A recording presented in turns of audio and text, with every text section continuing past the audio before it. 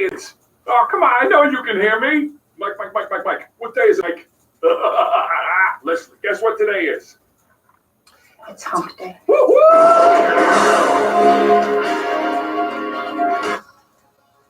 Who is right? Julie knows what day it is. Yes. Yes. The rest of us do too. It's Hump Day. Yes. Which means it's time for the Wednesday Night Golf Show, the Hump Day edition. And that would be us. Absolutely. Little shout out to our buddy Arlen, who's still a little under the weather. Still getting some things straightened out. Yeah, so some bad boy. Yeah, maybe that's what it was. Yeah. Got some bad poi. Man, that's the sound people make when they taste it. Yeah. They go poi. Little mashed taro root. Wow. No, thank Yummy. you. Yeah, that'd make anybody sick for a while. Yummy for your tummy. Yes, indeed.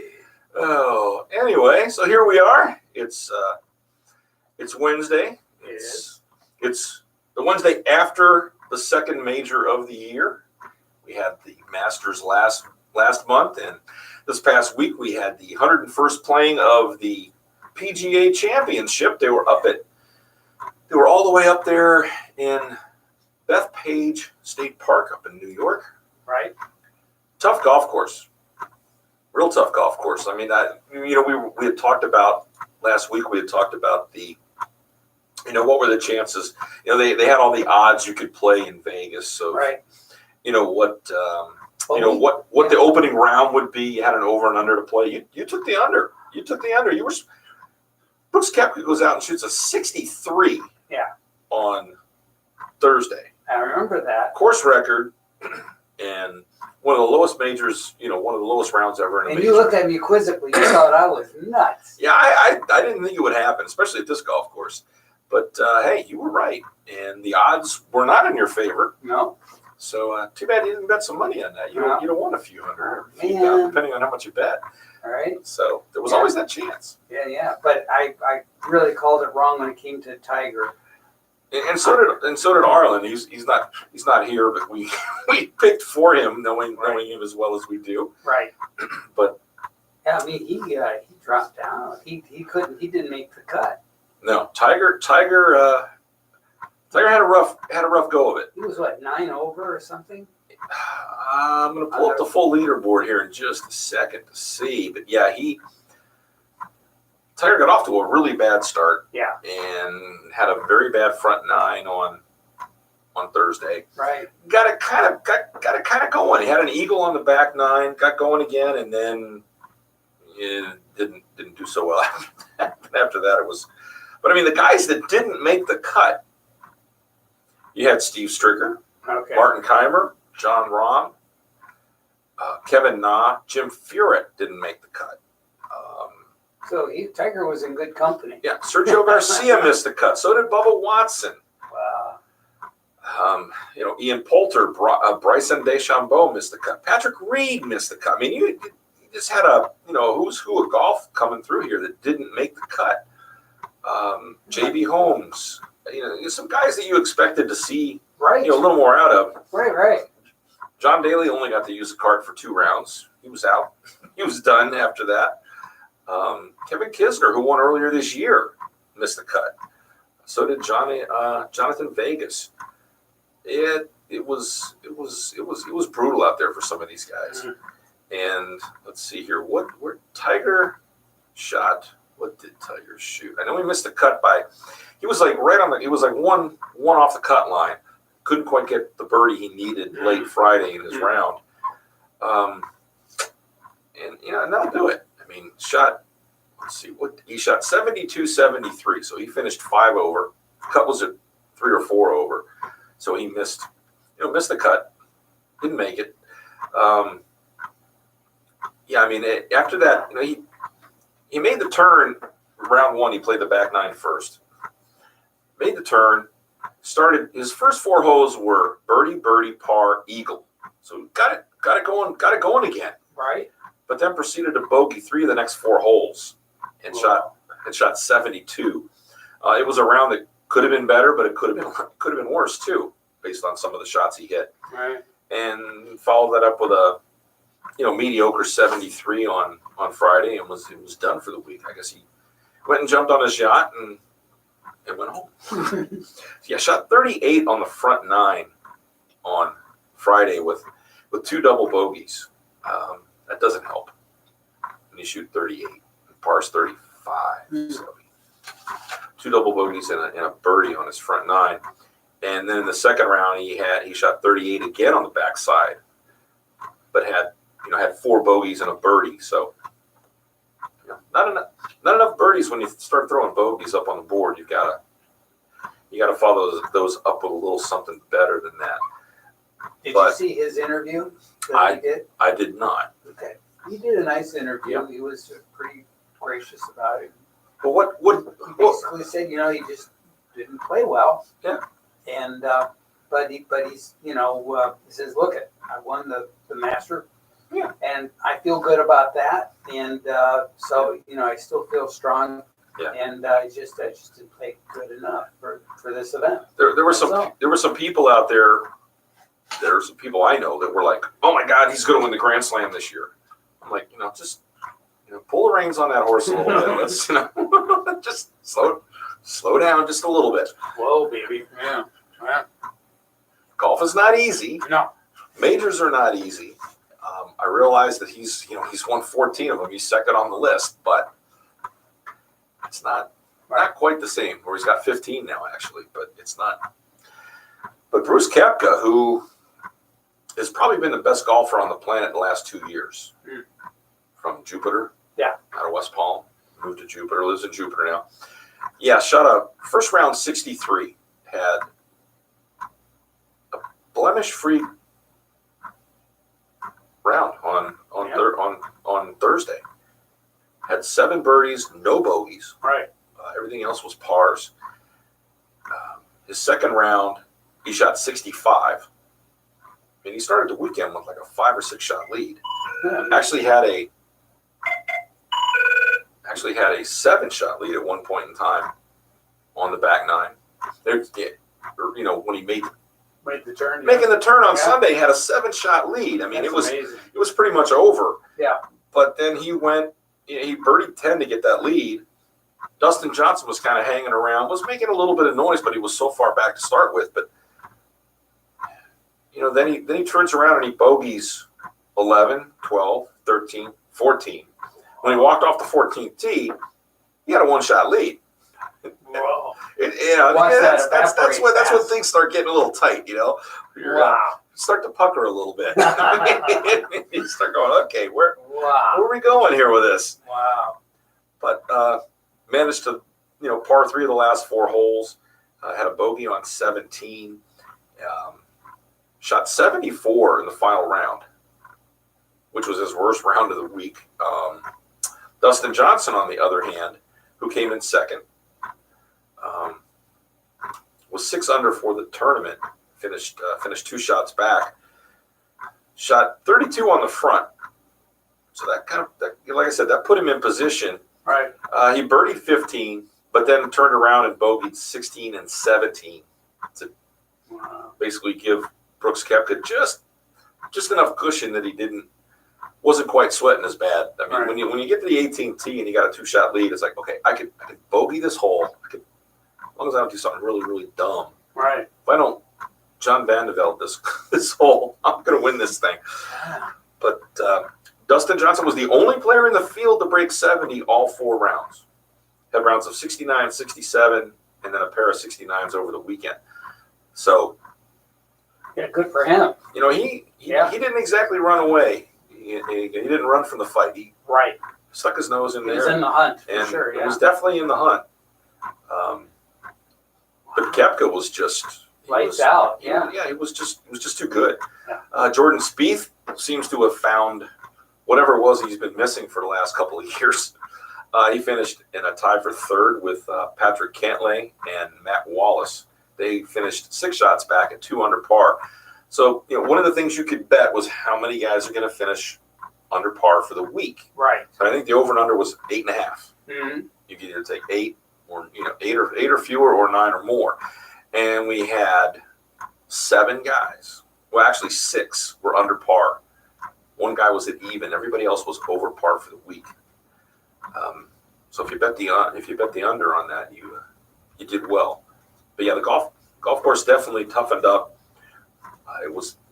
Thursday was a little soft, so the ball wasn't rolling through the fairway and into some of the rough, and the greens were holding a little better. So scoring was a little better on Thursday. But I mean, the guy that won this thing, at one point in time, he was 12, 13 under and finished 8 under. So it reared its head, showed its claws, and Right. and made these guys play a little tougher than.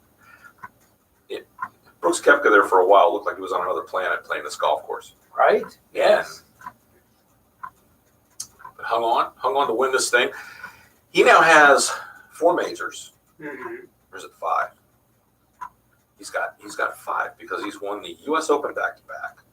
He's also won the PGA Championship back-to-back.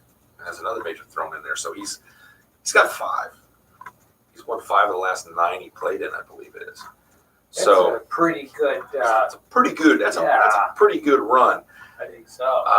He's now as the media tends to do, he's now the favorite to win the U.S. Open next month, which falls on the week of Father's Day, ends on Father's Day.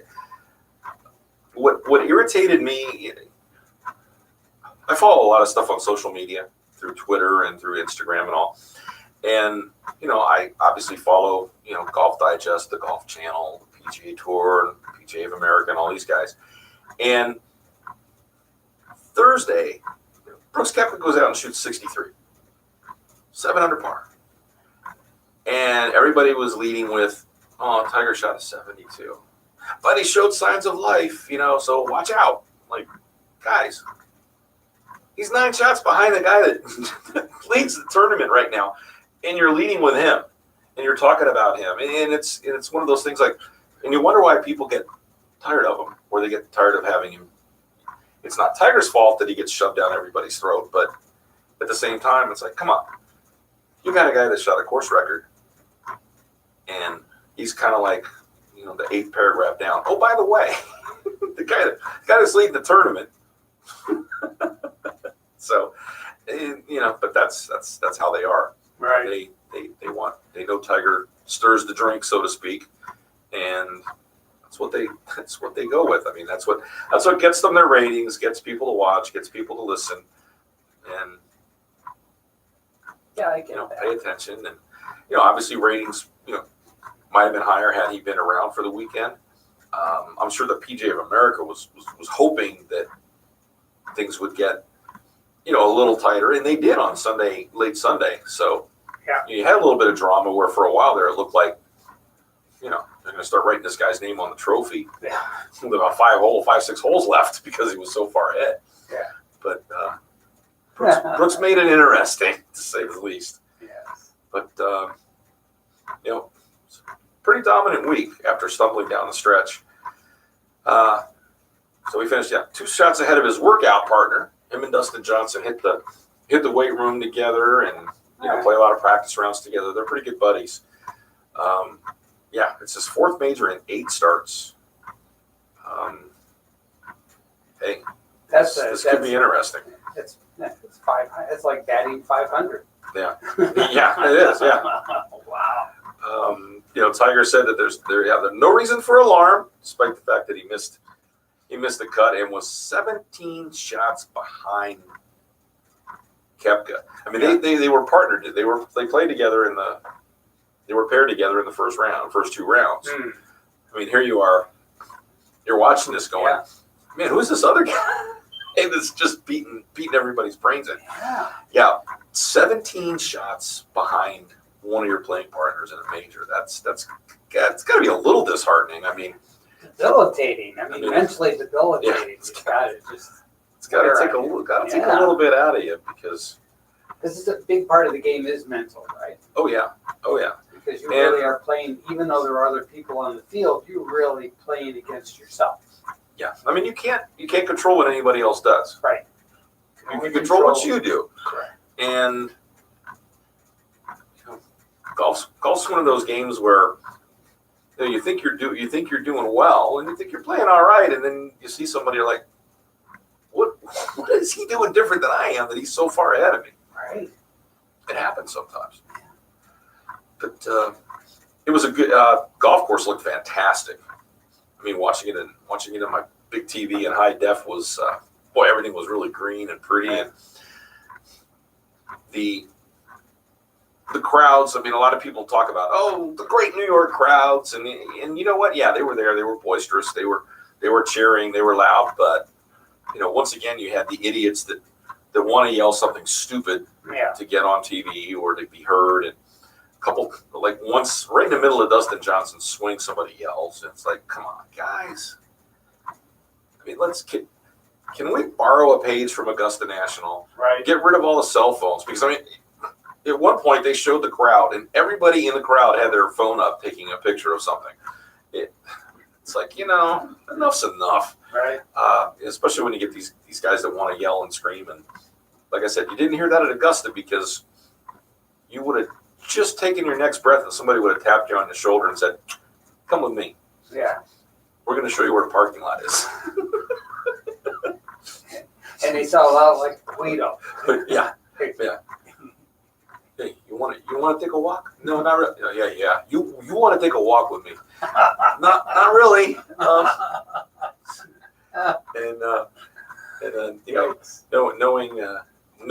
Knowing Augusta National, there was no, okay, we'll give you another chance. Yeah, there's no do-overs. No. Did you read the sign on the way in? Yeah. Okay. Say And if you didn't read it, well, that's your own darn fault. Right. But you're still going home. Right. Or you're at least going to go sit in your car and wait for your buddies who weren't quite so stupid to come. So yeah, it would be nice if they kind of use that everywhere. I would love to see that, but who knows? And those decisions are made on a course-by-course basis. I think it depends on who's running the tournament. Mm-hmm. It's ultimately it's entertainment. It's about entertainment, and who's the entertainment for? It's not for the golfers. It's for the patrons or the viewers or the gallery, the people that are there. Right. So ultimately, you want to make them happy. You want to make sure that, but at the same time, I mean, if I had to stand next to one of these jabronis, or as Ian Poulter calls them, Muppets, standing next to one of these Muppets and watching them, yell at every stupid little thing they could. Yeah, okay. I'm not having fun anymore. Can we get this guy out of here? So, John Daly got, like we mentioned, got to use the cart, kind of hobbled around a little bit. Apparently, he's got a bad arthritis in one of his knees, so that was his reason for using the golf cart. A lot of hoopla. I didn't hear a whole lot about it during the tournament rounds. Good. They showed him a couple times and showed him finishing up, and obviously he's very popular. The crowd loves him, but he played 2 rounds. I think he was 11 over through 2 rounds, so he was never a factor. Yeah.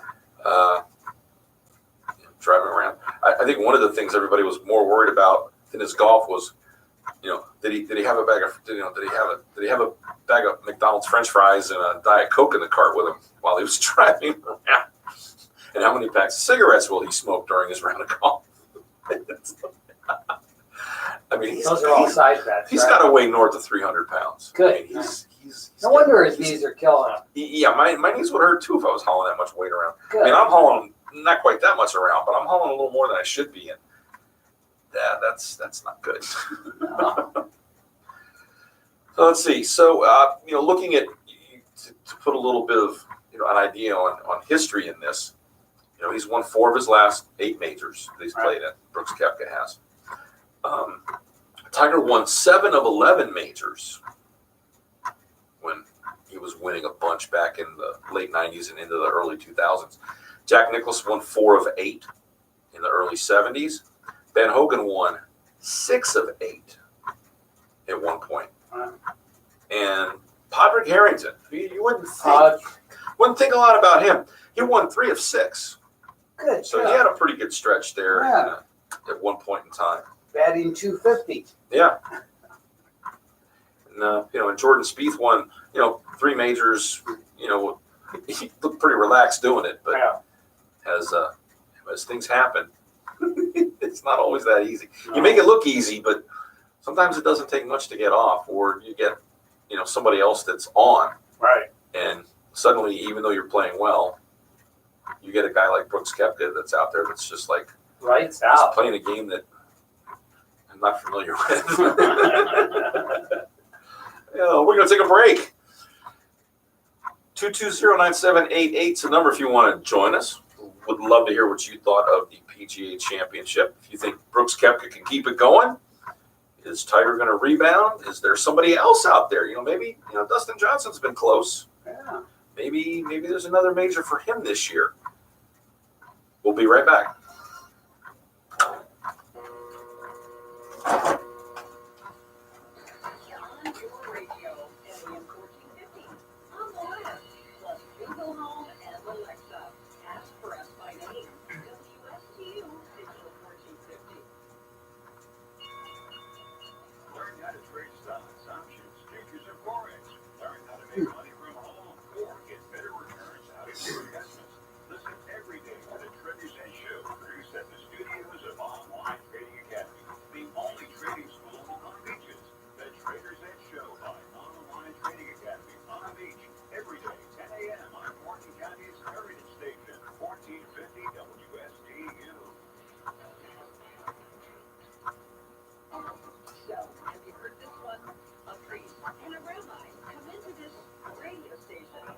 Christy Rabbi coming to a radio station.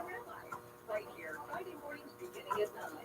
Here on WSTU, AM 1450. Bring your questions and join their lively conversation with Father Christian from St. Mary's Episcopal Church and Rabbi Matt Durbin from the Temple B'Chaim. It's a priest and a rabbi. Friday mornings at 9 here on WSTU.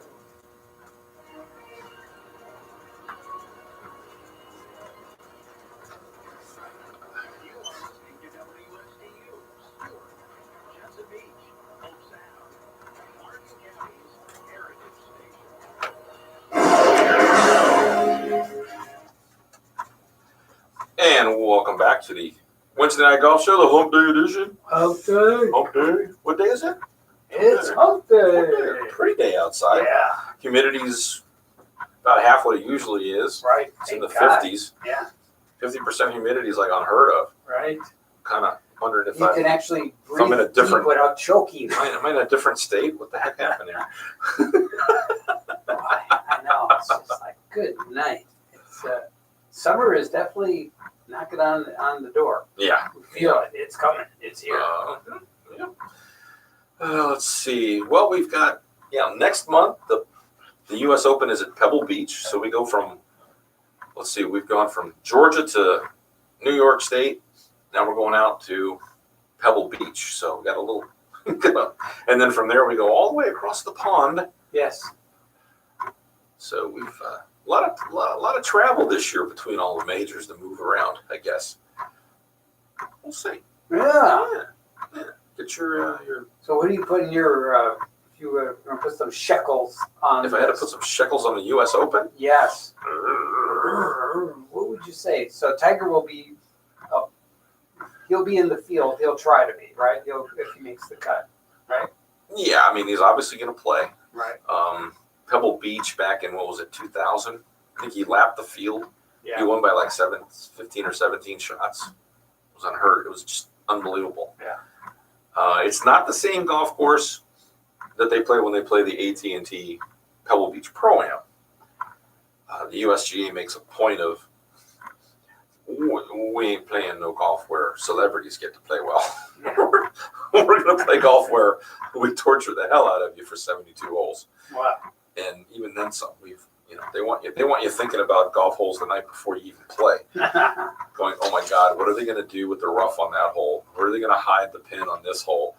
How fast are the greens going to be? How would you like to have this guy's luck? In the summer of 2015, Bill Steins was the longtime head professional at Sciato Country Club. His wife was preparing for the trip of a lifetime. To celebrate his wife's 50th birthday and her 30th wedding anniversary, they planned to travel to Australia and New Zealand. As he sat in his office in Columbus, Ohio, same golf course where Jack Nicklaus learned how to play as a kid, he received an odd phone call. His expensive little trip that he was about to go on, he finally realized that he had $20,000 that he didn't realize he had.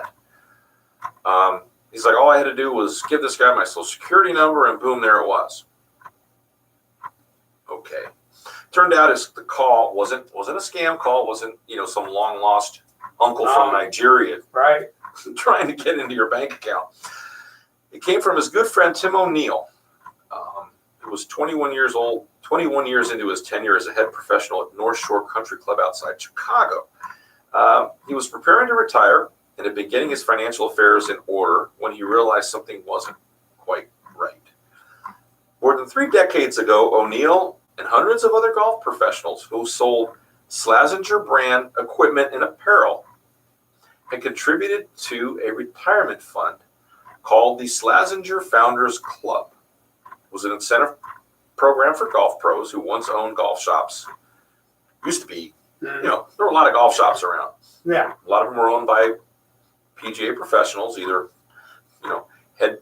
they were head pros at clubs and they sold Slazenger brand stuff, or they opened up a little shop, kind of like Arlen has done with his little place. And they contributed money to this. A percentage of the money the pros spent had been accruing somewhere, just sitting somewhere in an annuity, and apparently a lot of people forgot about it. When Slazenger ceased U.S. operations in the early 2000s, the quarterly statements from the company stopped coming. So many of them assumed there wasn't much money, and the demise probably wiped it all out. So a vast majority of them had forgotten about it.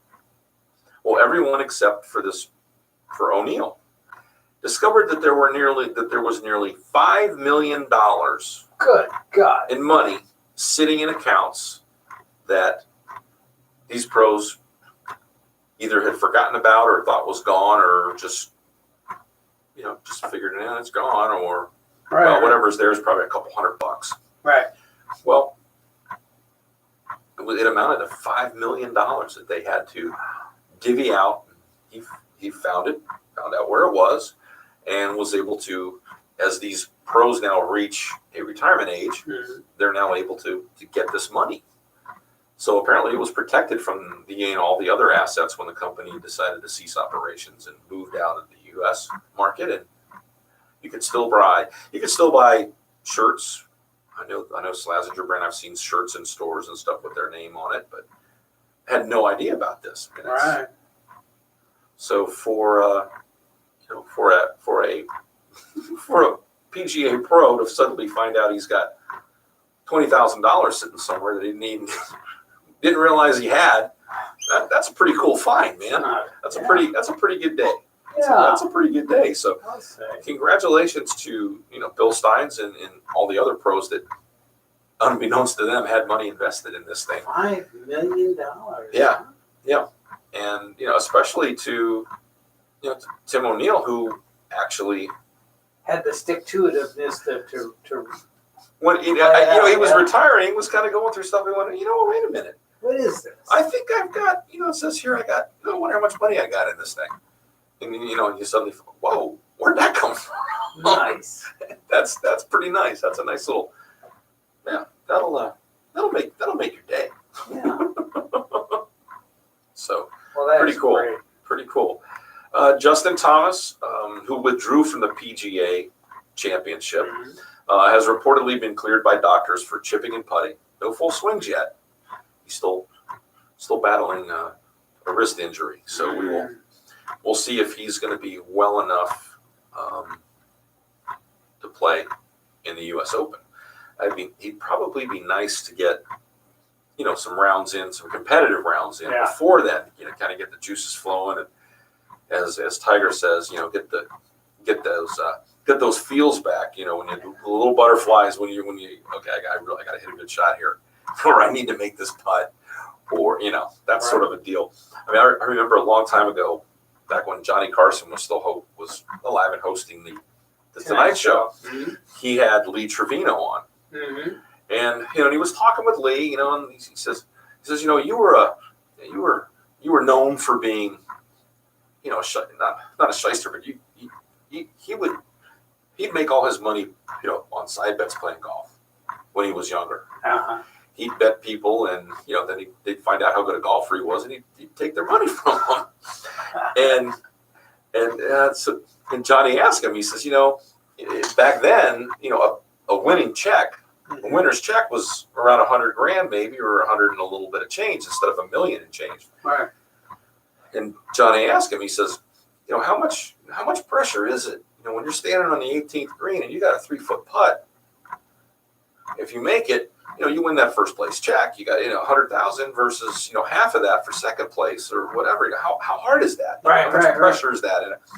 And Lee says that's not pressure at all. He says the pressure was when I was younger, and if I didn't make that 3-foot putt, I was going to lose more money than I had in my pocket to pay these guys off. That is pressure. And these guys, like you said, look like your cousin Guido. Yeah. Like a broken nose. You're not gonna be able to swing a golf club for a while when he got done with these. He says, now that's pressure. Right. That is pressure. So that's where you learn how to play with pressure, because that's the kind of feels you don't really want to have. No. It's funny, my brother one time, he's a very good golfer, left-handed. He's played in the New York State Amateur several times. In fact, he was a top left-hander a couple times in the New York State Amateur. Wow. And still plays, and his handicap is, at one time he was a scratch golfer. Wow, that's good. He was pretty good. Yeah. And he and his wife, my sister-in-law, they had gone to Vegas for some sort of convention that she had to go to. Okay. So he brought his clubs. He figured, I'll go play. Yeah. So he went, and he went to one of the golf courses, and they put him in with these guys, and the guys were like, oh, we play a little skins game. You want in, you want to play. He's like, I don't know how much are you playing for? What are the skins? Guys, like $5. Oh, $5 skins? He's thinking, okay, yeah, well, I'll play. Well, it was 500. It was 500, not 5. He thought, just a friendly little wager here. Right. As it turns out, he won the skins, or won the majority of them, and when they were walking off the 18th green, the one guy says, will you take a check? I was like, what do you mean a check? The guy says, yeah, I owe you like $800 or something like that. My brother was like, excuse me? He goes, oh my God, if I'd known I was playing for that kind of money, I probably would have never won. He says, they'd have been chasing me out into the parking lot. That's great. So that's... Maybe we ought to pair them up with the guys that are playing on 15 right now. Yeah. 30 yards now. Bill's got a very tough lie here. Looks like we have some sort of sea monster in the water hazard here. I believe that's a kraken, Bruce. Looks like he's going to go with the 9-iron. That may not be enough club. Well, he's definitely going to lose a stroke on this hole.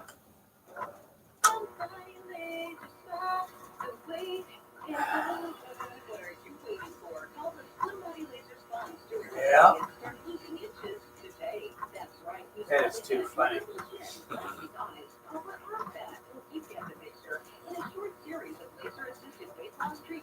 You can lose inches of unwanted fat. Call 223-5885.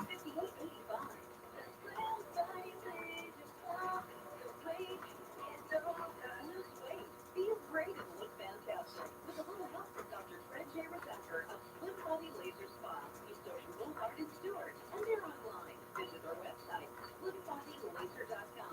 In a few short treatments, you'll see results. Lose 3, 6, even 9 inches of unwanted belly fat. The wait is over. Call today, 223-5885. That's 223-5885.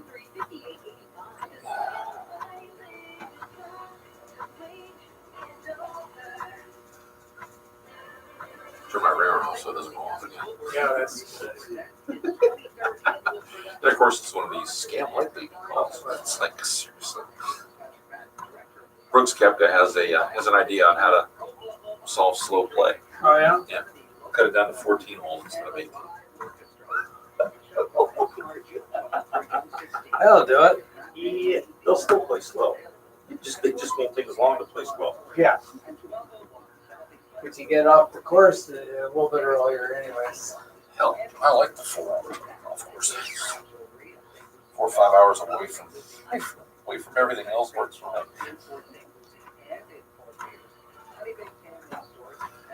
Look up on this phone. The musical is the New York Drama League hailed as the best musical of the century. This is a musical for the ages, for all ages. Learn more at ESLHSDrama.com. You're listening to WSTU, Stewart.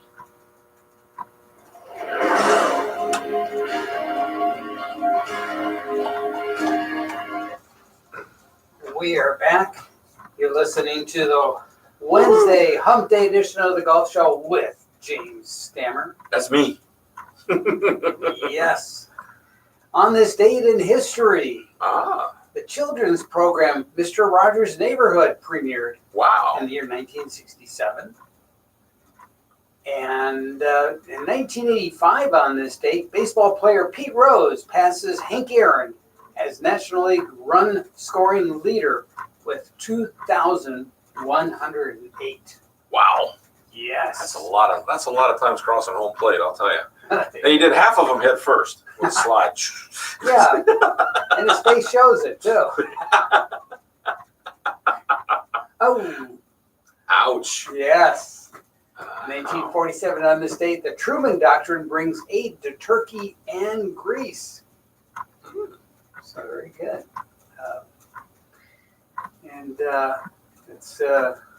But you know, it's amazing how many years passed that Turkey and Greece have forgotten. You'd think they'd be a good combination, Greece and greasy turkey or Yeah, greasy turkey. yeah, that's right.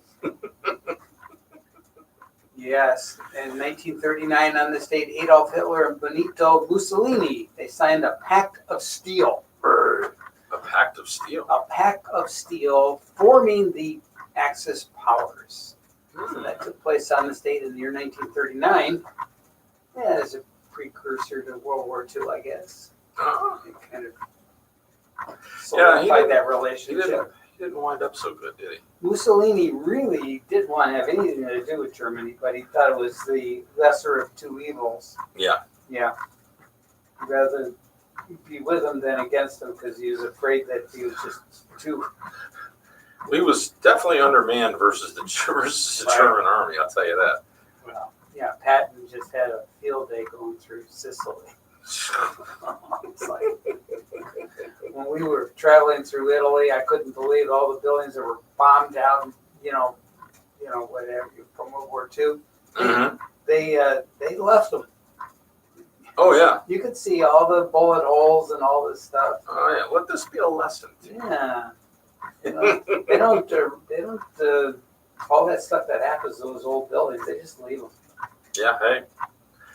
I mean, I remember visiting Europe and visiting Germany and stuff, and we were outside, I want to say it was Stuttgart, and there's this big, beautiful park, and in the middle, there's this big, huge hill, and it's almost looks like a small mountain. Right. And I was like, oh, this is kind of neat. This is interesting that this is here. And it was like, well, you know what this is made from? I have no idea what this is made from. This is all the rubble from the buildings that got blown up and knocked down and destroyed. We just kept piling up over here. So we didn't have any more to clean up, and we covered it with dirt and made a park out of it. Like, wow, that's insane. God. Oh, boy. Well, Brooks Koepka, if that happened here, that'd be a hazmat site. we have those. I'll trash more. Yeah. Brooks Koepka has come up with an idea to solve slow play and maybe help some of these guys get to the bar a little quicker. He advocates 14 or maybe 15 hole rounds Okay. instead of 18 holes. What was he thinking? I don't know. He might. It's like, okay, that sounds interesting. Everybody, golfers, they have a handicap. And you, Yeah. you go online and you put your numbers in, you put what course you played, and you put your score in, and it keeps track of it. If the idea behind that is, if you go to another golf course, you can find out if the golf course is much easier than what you're used to, you're going to get fewer strokes. Or let's say you go to Bethpage Black, you find out I'm normally a 12 handicap, but I'm like a 16 here because this golf course is just so hard versus where I normally play. Got it. Well, President Trump carries an official handicap. Okay. Well, his account got hacked. Oh no. I don't think it was golfing Russians, but somebody got into his handicap account and played with the numbers on it. It's like these are people that have too much free time. Yeah, too much. Yeah, way too much time on their hands. Wow. And, Just morons. So yeah. what did they do? They took away his handicap? Or the Well, I don't know what they did. I don't know whether they made it really high or really low, or what the idea of it was. But they definitely messed with it. So we'll have to see. that will be interesting. So what is I mean, he from with the what Secret Service? You know who manages that? A lot of people don't realize that. Secret Service manager. The internet, anything to do Oh, with that, security, anything like that, that's the Secret Service is under there. So when they cut into the president's thing, of course, they're already charged with the responsibility of looking after the president. Yeah. So now they double dipped on this one, so they get the full weight to the federal government, and they have really good resources to figure out who does that stuff. You can't do that in the blind, let's just say. No, that's probably not the best way to do it. Good grief. Yeah. Well, let's see here. Just up the street here last weekend, they played the PGA Works Championship, which is the new name for the minority collegiate championship that they play. Up in Port St. Lucie? Yeah, right up here in Port St. Lucie. Bethune-Cookman has pretty much dominated this event since its inception. This was the 33rd playing of it. And once again, the Bethune-Cookman men and women's team both won. They both captured the title. The women, talk about steamrolling. They won by 52 shots. Oh, It's their 8th straight Division I title. And the men's side, they won their 4th straight title. They only won by 21 shots. So I guess the women get bragging rights over the men. I think so. Well, it was our 8th straight, and we kicked the snot out of everybody by 50. They played from the shorter tees, By too. 52 shots. Right. I guess. But it shouldn't affect the score that dramatically. Yeah, that's No, that's wow. amazing. That's a lot. So congratulations to Bethune-Cookman, to Yes, Florida School. That's pretty cool to see. Yeah. And the weather was at their back, so they had good weather. Yeah. Well, up until Sunday, they a little bit of bad weather, kind of inclement weather stopped play. Really? Yeah, when they're in the 4th round. So they had to revert back to the 36th hole totals instead of going with 54 hole totals. So yeah, that would have been Saturday's round. So Saturday kind of messed it up a little bit. All the other divisions did compete all 3 rounds. California State, Dominguez Hills, and Houston Victoria won the Division II and Division NA 1A titles for the 4th year in a row. So apparently, once you win, you're pretty much gonna. If you don't defend, that's an oddity, I guess, anymore apparently. in this event. Let's see. This young man's name is Zahadali Nathu. He won the men's independent division with an eagle on the first playoff hole. Not too shabby. Oh. Shot even par 216 for 3 rounds, and then won in the playoff with an eagle. Linda Wang won by 7 shots to successfully defend her title in the women's independent division. Yeah. So congratulations to all of them. And these are all, mostly young people, young men and women that are playing in this event. So PGA does a good job. They bring in a lot of recruiters and stuff from companies, Right. that come in because it's a good chance for them to network with these kids. Obviously, golf is a kind of an important thing in business. A lot of business deals get made on the golf course. Sure. I mean, that's true. That's historically where a lot of, it's kind of a relaxed atmosphere to go, and it's kind of good. So they brought in a lot of them. They talked to these kids, last Wednesday before the event got started. Kind of networked with them. Some of them, may wind up with an internship this summer with some of these businesses. So it's pretty cool. It's a good thing, and it helps some kids that otherwise might not have the exposure, might not have the financial ability to go and visit a lot of these companies, and also PGA brings everybody together in one spot. So it's a pretty big event. Next year will be the 34th. So and I believe this was the 21st one they've had here. So we're on the map, I guess. We are. I guess you could say that. So let's see. Tiger might have had a little bit of a distraction. What happened? Well, the parents of a 24-year-old employee of Woods South Florida restaurant down here in Jupiter called The Woods. This young man died in an alcohol-related crash last December. Well, the parents of this 24-year-old employee are now suing Woods, his restaurant, and Woods' girlfriend, Erica Herman. She's the restaurant's general manager. They have filed a wrongful death suit. They are alleging that the establishment overserved their son, Nicholas Immisberger, in the hours before his death at the wheel of his 1999 Chevy Corvette. They're saying that the employees, management, and owners knew of his struggle with alcoholism. Immisberger's blood alcohol content was more than 3 times the legal limit at the time of his accident. Apparently, I believe he got killed in Hope Sound, Salerno area, down in South Martin County. He was a bartender at the restaurant. I don't know about you, but if I got an alcohol problem, I don't think bartending is the smartest profession. Not a good call to be in. Right. So we shall see. It's a tough line to walk because, obviously attorneys follow the money, and the money's with Woods and his restaurant and all. Right. So we'll see what happens with that. That's something to keep an eye on, and who knows? I mean, you could say it wasn't weighing on him, but anytime you got somebody suing you for something, it gets your attention. Not a good thing. So we shall see what happens with that. But again, you're 24 years old.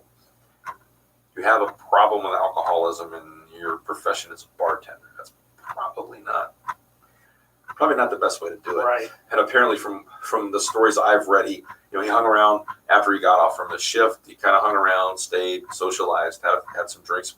Apparently, obviously, had too much to drink at some point in time. If his blood alcohol content was over 3 times the legal limit, and he still got in his car. I guess nothing's fortunate about this, but at least it was just him. Yeah. We'll see. Let's see here from the Tour Vans. The Golf Pride was the #1 grip on the clubs at the PGA Championship. Mm-hmm. Interesting. Danny Lee, who was only 2 shots off the lead after the first round and then kind of disappeared after that, is using the new Mizuno JPX 919 irons. He shot 64 the first day, 74 the next day, so a 10-shot swing. Not exactly the best. Dustin Johnson switched and used a Spider X putter. Practiced with it for 3 days leading into the tournament. Went with a new it's red now instead of the black one that he's been using. I'm not sure if there's much of it. I don't know what the difference is other than color, but who knows? Phil Mickelson, who also missed the cut, or did he miss the cut? No, I think he made the cut. Now I think about it, used the new Odyssey Stroke Lab number 9 putter. Okay. Which he switched to after he won the Pebble Beach back in February. Ah. So Adam Scott's probably one of the best ball strikers on tour, but he's flaky as heck when he gets on the greens. And he went to a long putter, then tried a short putter when they got rid of the anchoring. Right. When the rules came in that forbid you from anchoring it to your chest, he kind of switched back to a short putter, went back to a long putter, trying to hold it off his body. Now the latest thing is a lot of these companies are now coming out with what they call an arm lock putter, which the putter, if you look at the putter, it almost looks like a chipper because it's got so much loft on it. Wow. Because what they do is they forward press it into their forearm of their lead arm, which for a right-hander will be your right arm. Mm-hmm. So that then de-lofts that to the standard about 2.5 to 3 degrees loft on the putter. So he's trying that now, and going into a major is probably not the best time to be having putter troubles. Oh my God. Yeah, but these guys, these Yeah, guys they're always tinker a lot. all the time. I remember one year down at the Honda, was watching them re-grip Sergio's putter. And the guy was adding a bunch of tape low. They put tape, you put tape on the shaft and then you slide the grip on and the tape holds it on there. Okay. Some guys build up a little bit of tape underneath there to make the grip a little larger. Well, they were building up tape lower, like where his low hand would be on the putter. And the idea he found was that by making it larger there, it takes that hand a little out of it, and he keeps the lead hand more in charge, I guess, so to speak. Okay. God, who knows? But like I said, they'll tinker with anything. And Rob Labritz, he's kind of a local boy here. Played in the PGA Championship this past week, so congratulations to him. He was the low club pro at the 2010 PGA Championships. It's been a while since he's been back, so congratulations to him. He wound up finishing tied for 60th. Okay. So All right. that'll work. And we're out of time. We are. Wow, that went quick. But we'll see you here next week. Same time, same place. Yeah, if the creek don't rise. There it is. Or the Seminoles come, whichever it is. Good night, everybody.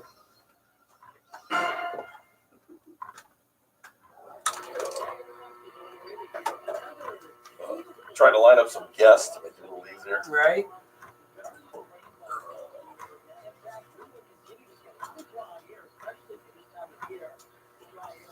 Oh, that's what I forgot to mention. Martin County has pushed back their renovation. They're supposed to close sometime this month in May. Right. To hopefully open again, by the end of the year or first of the year. I've now been told it's